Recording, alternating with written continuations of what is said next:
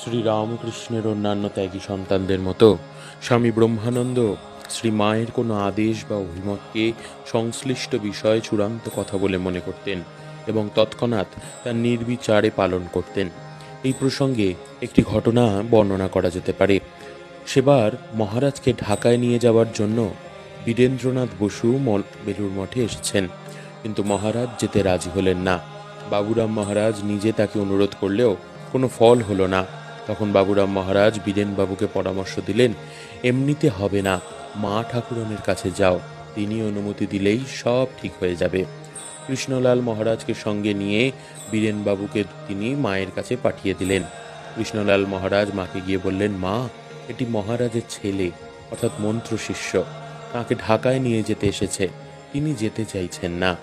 মা বললেন, ছেলে এসেছে নিয়ে যেতে, তা যাবে বই কি, দেখো বাবা, খুব